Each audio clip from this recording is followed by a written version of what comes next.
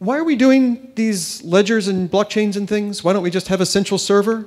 Well, it's all about being able to create trust. We're being able to take weak forms of trust and turn it into stronger forms of trust, and we wouldn't have that with a central server. That's the whole point that we're here for. So the security of our systems, the fairness of our systems, all these weird things like Byzantine fault tolerance are actually very important. There we go, we have slides.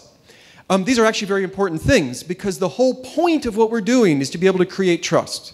If we didn't care about that, we would just use a central server. We wouldn't even bother with these ledgers. So I want to talk just a little bit about trust in general, or the different types of things that we do to generate trust. Trust, of course, comes in many different flavors. Security comes in many different flavors. Fairness comes in many different flavors. I just want to talk briefly about some of these flavors. What do we have at the very bottom foundational level of all of our ledgers and blockchains and things? What do we look at for security and fairness? Especially fairness, because we don't talk about that very much, and it's really interesting. So we have Hashgraph, which is a system that does all these things, and it's an example I'll talk about at the very end. But I think what's really interesting is to talk about these things themselves. Security. The standard has been Byzantine fault tolerance for a long time. It comes in different flavors itself. The gold standard is asynchronous BFT. We'll talk about what that is. Fairness is a very generic term. Fairness of timestamps is an interesting concept. And then that can give you fairness of ordering, which is an interesting concept, and fairness of access. And these are critical things. And so let's just talk briefly about what these things are and why they're kind of hard to achieve, but how we can go about doing so. And then at the very end, I'll just really briefly go through how Hashgraph does these things. But the most interesting thing is just to talk about these properties themselves. So what is asynchronous BFT? Very mathematical term, 30-year-old terminology, and so on. Byzantine fault tolerance means we as a community of computers are going to reach agreement on these transactions that people are creating. We're going to reach an agreement on what they were and in what order they were. This is the bottom level of the stack. Then you can do things like, say, make sure that they're valid and make sure that they're immutable, and all that stuff can be built on top of it. But at the very base, at the foundation, we have to come to an agreement on the ordering of them. That's how you can stop double spend and everything else you're worried about. Now, to be Byzantine, you have to come to a moment when you know the order of a given transaction. You can't just have confirmations that keep making you a little bit more sure.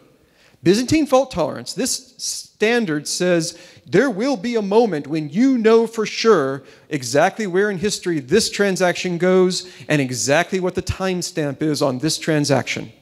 That is Byzantine fault tolerance. And you have to never be wrong. It has to be mathematically impossible for an attacker to get you to come to one conclusion and me to come to a different conclusion, even briefly, even just for a few seconds. So this is what Byzantine fault tolerance is. It's actually a pretty high standard, and it has been the standard for decades for distributed computing and fault-tolerant computing and distributed databases, ACID databases, all of these things. Because you have to know you reach consensus, you have to never be wrong, and you have to be guaranteed that you will reach consensus. Nobody can stop it. But even that comes in different flavors by what you have to assume to achieve that. So what you might say is, well, at least as long as the internet is working well, then I can guarantee this. As long as nobody ever shuts down a firewall over a part of the internet, I'll still achieve this. And as long as there's no botnets doing DDoS attacks on us, I'll achieve it. You might say that. As long as I have a good internet, I can achieve BFT. Or you could do something stronger. And you could say, no, even in a bad internet, I'll still achieve BFT. And so it all comes down to the assumptions we're making. We're going to have to assume that less than a third of us are attacking, less than a third of our nodes, or less than a third of our stake if we're doing proof of stake, or less than a third of our hashing power if we're doing proof of work. We have to assume that less than a third of our influence is attacking. Why? Well, there's theorems that say no system can survive a third. If you have malicious firewalls and a third of us are attacking, no system can survive it. No system could be asynchronous BFT. So we have to assume that. We have to assume that the attacker controls the internet. That's the whole point of being asynchronous here. The attacker can slow down messages by as much as they want. They can delete some messages and not others, as much as they want. They do have to eventually let a message through. We have to assume that if I keep sending you messages, eventually one will get it through. And then if I do it again and keep sending you messages, another one will get through, and so on. But that's the only assumptions we're making. Other than that, the attacker can control the internet. And if we're not making any further assumptions, then we are asynchronous BFT, which means we can survive DDoS attacks and firewalls and other things, as long as, if I keep sending you messages, eventually one gets through, and less than a third of us are attacking. So this is the standard for security. This is, in some ways, there's theorems that say you could never have a higher standard, and this has been the gold standard for decades of what we might want to have in a distributed consensus system. And so it'd be nice to have, our ledgers having this. So that's asynchronous BFT. One interesting way of making fast consensus systems is to have a leader involved. So there's Paxos and Raft with their leader-based systems. Basically, the easiest way to put transactions in order is to have a dictator that puts them in order for you. Well, just have a king who decides what the order is, and that's our order. And there's even systems that don't look like leader-based, but they are. Maybe we take turns being king for 2 seconds each, and we go around in a circle. That's also leader-based. Or we have a coordinator of some kind. So there's lots of ways that there are leader-based systems, sometimes even hidden that's actually leader-based. And leader-based is fantastically nice and simple. It's a little bit complicated when the leader crashes. You have to get a new leader. That's the complicated part of it. But you can get Byzantine fault tolerance with the leader-based system. Maybe not asynchronous, but you can get Byzantine fault tolerance. So why can't you get asynchronous? Because of things like DDoS attacks. Here we go. First of all, imagine that in this network, these 4 computers are trying to come to an agreement on the ordering of transactions, and the way we do it is Alice is going to be our leader. Everybody sends Alice their transactions. She puts them in order in whatever order she feels like, and maybe she's malicious and leaves them out, but whatever. She picks the order and then tells us all what the order is, and then maybe we all sign off on it, and now it's the official order.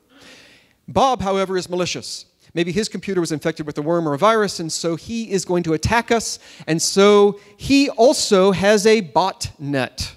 He has compromised lots of little computers on the internet, printers and other things. We've had DDoS attacks, the Dyn attack last fall, and so on.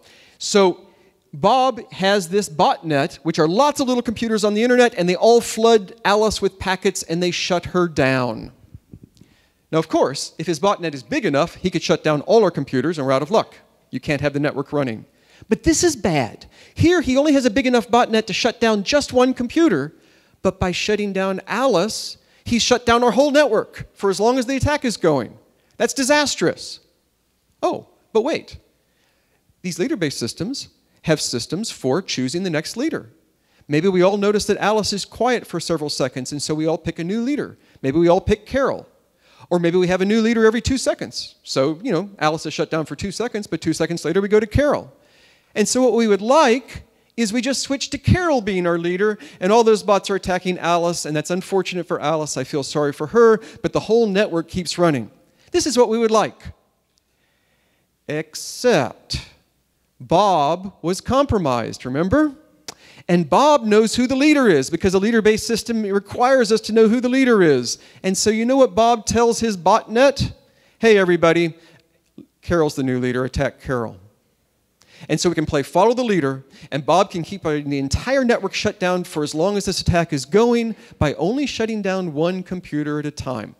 That is what it means to not be asynchronous. Asynchronous means we could handle one computer at a time being shut down.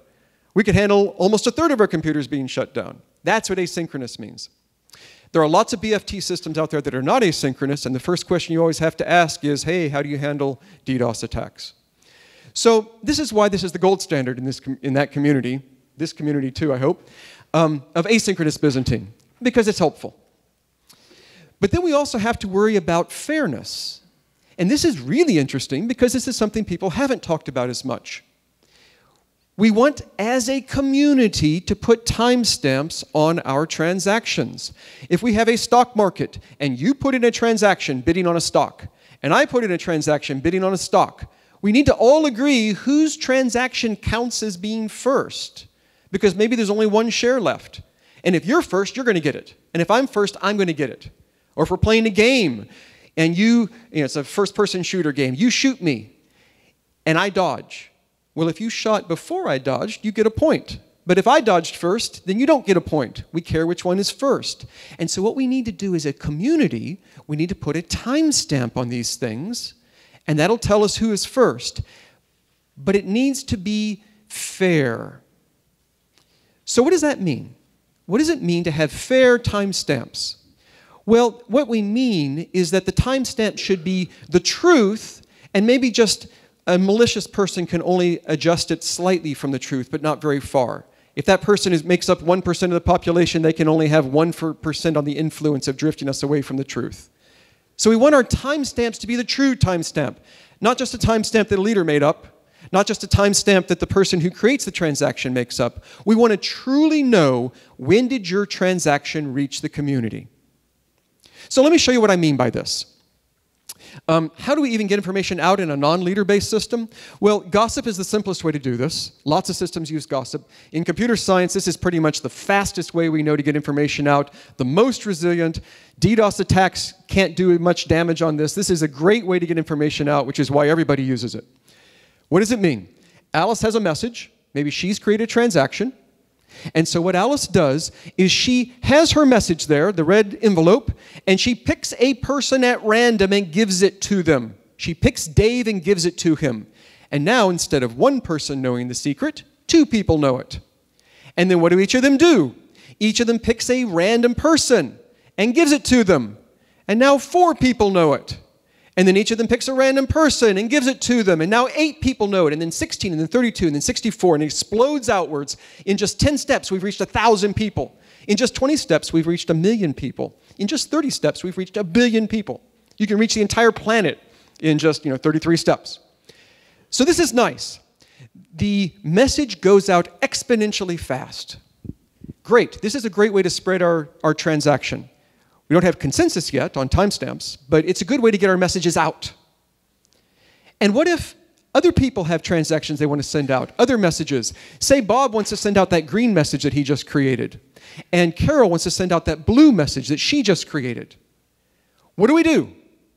Well, if we're doing old database systems with 2-phase commits and locks, they have to take turns. If we're doing a leader-based system, they have to give their messages to the leader, and the leader then calls everybody up one by one and gives them the messages in the approved order.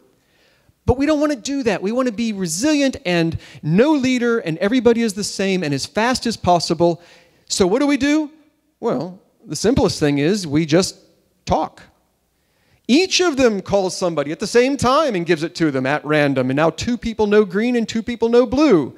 And then we do it again. And now 4 people know green and 4 people know blue. And then 8 people know green and 8 people know blue. And before you know it, the whole world knows it. And we didn't do any coordination. We didn't take any turns. We just talk. When you want to talk, you talk. This is the fastest, most resilient thing I can possibly even imagine. And so what happens then is they all get it. Now, they all got them in different orders.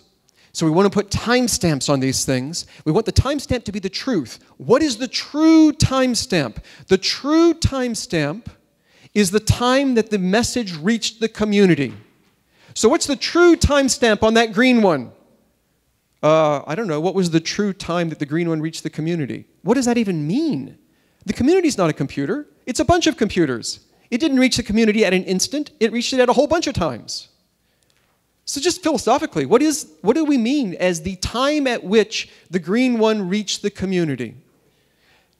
Yeah, so you said average. You could also talk about median. You could talk about all sorts of things. And you know what? Median is the equivalent to saying it's when we reach most of the people. We'll just say, at what moment in history did the green one have reached most of the people? When can we say, okay, the green one's reached most of the people? Yeah. So it's the median, which is like an average, except it's better for rejecting outliers, even better.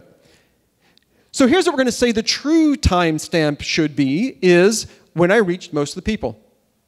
And so I could say, well, what time did the green one reach most of the people? What was the instant when just over half of us finally had the green one? And what's the instant when just over half of us had the blue one?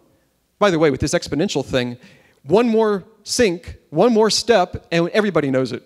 Once you reach half the world, it just takes one more step and the whole world knows it. Right? Once you know half a billion people have it, you just talk to one more person and now 1 billion people have it. And so we'll say that the true timestamp really ought to be when you've reached half the community, the median of all those timestamps. So what should the consensus be? Okay, well, maybe the consensus is just I ask each person, when did you receive it? And then I take those times, put them in a sorted order, and we take the middle one from that list. Okay, so that's kind of simple. Let's see what this looks like. I'm going to show you that same picture I just showed you. Here's the history. Alice, remember, talked to Dave first. I'm going to draw a little circle for Dave. That's the event where he received something from Alice. And then each of them talked to someone else. Alice there talked to Gina, and Dave talked to Bob, and then it went on, and then we had 4 people, and then 8 people. This is just another way of illustrating the picture I just showed you before, except instead of needing a sequence of pictures, it's all in one place. This is a nice little graph of how we talked. The red circles are when each person first heard this message. So if all of these circles had the timestamps on them of when the person received the message, this would be a picture that would instantly tell us the consensus timestamp for the red message. And how about the green one? Yeah, same thing. The picture can tell us the consensus timestamp for the green one. And how about the blue one? Wow, the picture's getting complicated now, but the same thing. Oh, and the green and the blue are both bidding in the stock market. Who was first? Well, we'll just take the consensus timestamp for the green and the consensus timestamp for the blue and see which one came first. We'll just put them in order by timestamp. Now, is this fair? What if someone lies about when they received it? What if Hank on the far right puts false timestamps on the blue and the green and the red circle? Well, okay. We have this big list of times. If he puts a time 1,000,000 years in the future or 1,000,000 years in the past, then he'll just be at one end of the list. But the vast majority of the times in the middle of the list, he doesn't really affect those. He just has a slight influence on which of those we pick. In fact, in this exponential explosion thing, most people will get it about at the same time. So the middle of our list is going to be a whole bunch of times that are all very close to each other, and a few attackers just slightly adjust which of those we choose. In fact, if the majority of us are honest, then the middle one on the list is guaranteed to be an honest time coming from an honest person or be between 2 honest times. We have fairness of timestamps. So that is what we can mean by fairness of timestamps. And that's how we could achieve it if only we had that picture. Oh, guess what? Turns out you get that picture almost for free. The Hashgraph algorithm just says we talk to each other and we add just a tiny bit of information, 2 hashes, and you magically get this entire history in your memory. Every computer has the same picture here in their memory, and everybody can figure out the consensus all by themselves without talking to anyone. And that's it. Do I have time for some questions? We have time for just a few questions. And, okay. If you could raise your hand and wait till I bring you the microphone to ask the question, it will help with the audio. And okay. While he's answering the question, if you want to raise your hand for the next question. Yes. Hey, can you talk about what happens when nodes or majority of nodes go down? Yes, you freeze. There's a theorem that says, what we'd like to do is keep going and also be secure. Totally impossible. The problem is if I could keep running with less than half of us up, then you could partition my network and each half would keep running independently. We'd have 2 different ledgers that contradict each other. So you have to freeze. So there's a theorem that says nobody can survive that. No one can survive even a third going down if you're worried about malicious firewalls and you want to be correct. And so you either give wrong answers or you freeze until the partition's healed. The freezing solution's much better.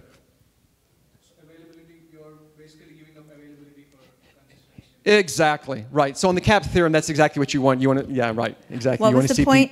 So his question was, you're giving up the availability in terms of in favor of consistency, which was a reference to CAP theorem, consistency, availability, partition, resilience. And yes, we want a CP system. Turns out you can also build an AP system on this, but I'm not very interested in that. I'm much more interested in a CP system. Yes. We got it yes. Here. Hi, thank you, Mr. Baird. Yes, can you hear me? I can hear you. Yeah. So in the Hashgraph world, what is the size of Hank F?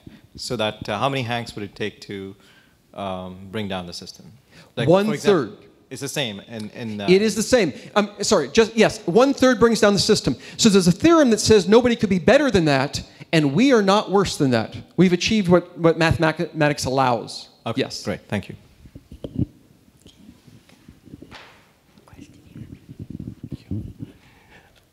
I'm trying to fully understand the algorithm and where we pick the median. And if the number of people who knows is doubling at each point in time, and we're taking a median, which is right in the middle, like does that median occurs right at the point of the last doubling for graphs, well, I guess that are at or close to a power of 2. So and I don't really understand the time scale, but it worries me a little bit that I don't understand whether the median would be on like the second to last or the last or in between.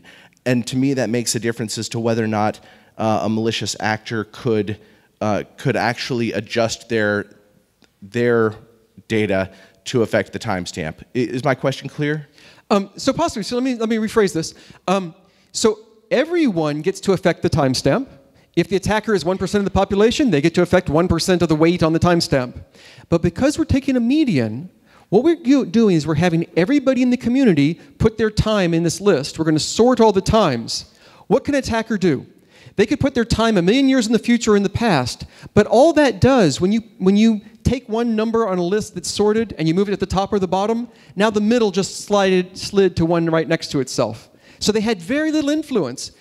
If we did an average, they could have a huge influence. You average in the number 1,000,000 and the whole number gets really big. But if we're doing a median, they have only a tiny influence. And so attackers absolutely can influence, just like anybody can, but only a tiny amount, if they're in the minority. If they were in the majority, then they can destroy everything. Thank you, Leemon.